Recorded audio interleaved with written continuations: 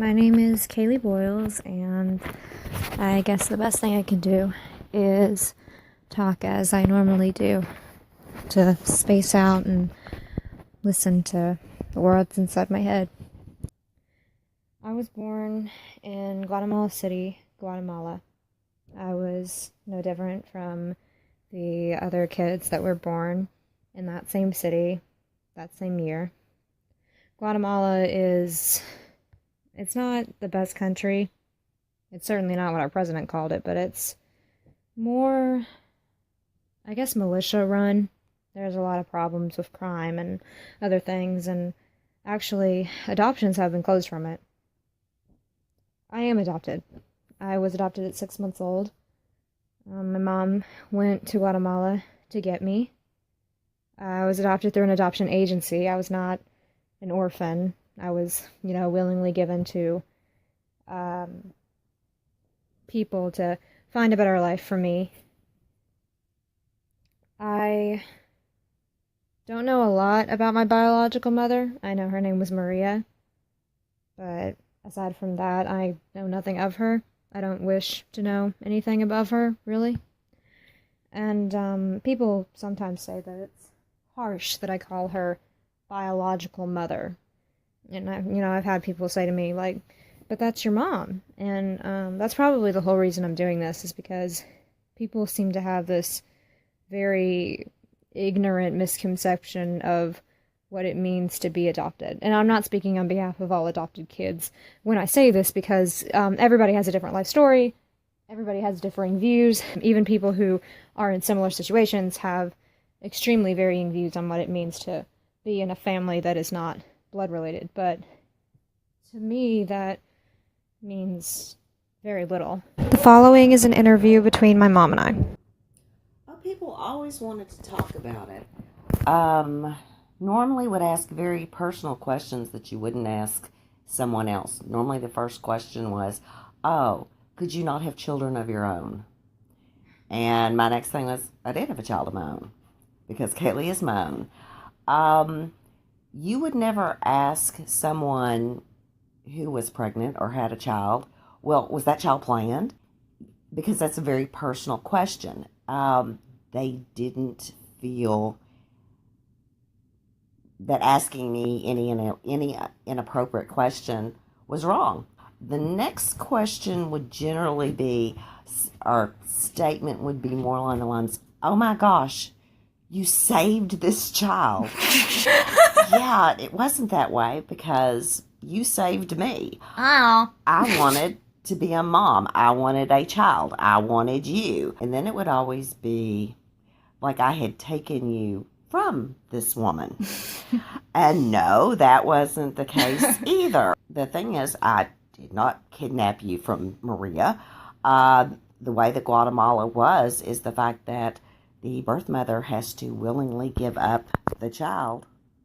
That they have to do DNA testing, all of these type of things. And she wanted to meet me. And that was her thing, is that all Americans, the way they think it is, all Americans have the money, but did I actually want you?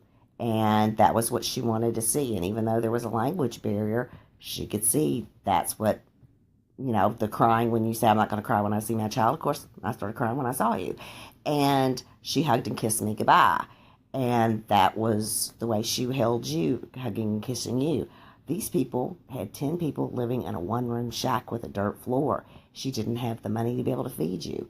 And that was how come she willingly let you be adopted to have a better life. And questions that people would ask would be very inappropriate, because they're personal questions. And it's a whole different ballgame if a friend, family member, something like this, who cared about me, cared about you, wanted to know, is it different from some stranger who didn't know me asking these personal questions, but demanding an answer. That's not even something, it was never said in, oh, if you want to talk about it. It was demanding an answer because they felt that they had the right to know. It hasn't been a uncommon occurrence for people to make comments they shouldn't. And I don't know if that stems from the fact that people think they can say whatever they want because they, can't shut their mouths, or if it comes from the fact that people have genuine questions and they word it in a way that is not, conscious. Like, they don't think about how it could hurt somebody else or how your assumptions could make me feel. The easiest way that I could possibly describe it, and people who hear this might say, oh, that's an exaggeration, but you're not in this type of situation. How could you possibly know? It would be akin to somebody going up to a black person and asking, are you from Africa? It's that odd of a question with the underlying, hint of an insult. And while that person might be from Africa, you don't just randomly ask that. And that's what happens to me quite often than not. People will randomly ask a question that is kind of out of line for them to ask so randomly. People usually will see my mom and they'll be like, oh, I didn't know your mom, was white. And I'll be like, yeah, she is. And if it wasn't evident by my accent and love for butter, but it is. And their next comment is usually, is your dad Hispanic? Because it's no secret that I'm biracial. Most people can't figure out my race, and those who can just see a darker skin color and kind of assume, or they're from a Hispanic country or have Hispanic friends and they can figure out the features a little easier. But that's usually their question, and I say, no, my mom adopted me, and she never married, and I don't have a father figure, so it's just her, and she adopted me. And their next comment is usually, well, what happened to your real mom? And I don't quite know how to answer them, because my real mom is at home, like probably getting ready for dinner, and we're cleaning the house or doing something like that and making phone calls. And usually people want to get very quick on the defensive and be like, oh, well, you know what I meant. It's like, no, I really don't know what you meant. I mean, I know now because I've had the question asked about 10 billion times, so I can infer exactly what you meant, but you don't seem to get it. My biological mother is in Guatemala, and that's usually what I say. And, they'll get really confused and they'll be like, well, do you miss her? And I'm like, well, no, I was separated, at 6 months old, so how would I remember her? How would I know her? And sometimes the conversation stops there with, a look of confusion or a look of, indifference, because, people only want to talk about something for so long and it's not that hot of a topic. But sometimes there will be people, and it happens more and more lately, and I don't know if that's because of times changing societally or something like that, but the next question after that is always like, well, do you feel bad because you're living with your adoptive mother and not your real mom? And keep in mind, I've already kind of stated the whole not dislike of the term real mom thing. And, I don't get mad, I don't get angry, I don't get aggressive about it, because it's not worth getting angry over. And sometimes, people just need to be told, kind of what's up to understand. And that's fine, because, you can't just get mad at people who don't know or who are ignorant to a subject. And, I try to kind of explain, well, that's not really how it works. Sometimes people get it, and other times people just goes in one ear and out the other, and they kind of are like, well, I just don't get how you can be separated from your blood. And that's the thing that really astounds me. What does blood really matter? I don't understand it. And we are made up of blood and cells and bone and tissue and muscle and brain and all these different things. Blood's just a small part of that. I don't think blood, has anything to do with my personality. I don't think blood has anything to do with family. I think blood just holds DNA, and your DNA can be traced back so long, so many years from the point that you existed to the point that others have too. We are all born from the same dust, and all in all, blood is just another part of that. I don't get it. I don't really care that Maria decided to give me up. And, I'm grateful in a way because, she could not take care of me. She was aware that I would have a better life in America. And that's a decision she made. And, it doesn't anger me because I do. I do have a better life here. I have been able to meet amazing people. I have been able to get an education. I have been able to do things as a Hispanic woman that a Hispanic woman could not do in Guatemala. And I have this life because she knew I would. And that is not giving up because I was not wanted. So it's not contempt. I promise you that it is not. It is just, it is the emotion you feel towards a stranger. If you had a random person put in front of you and you didn't know them, you wouldn't care.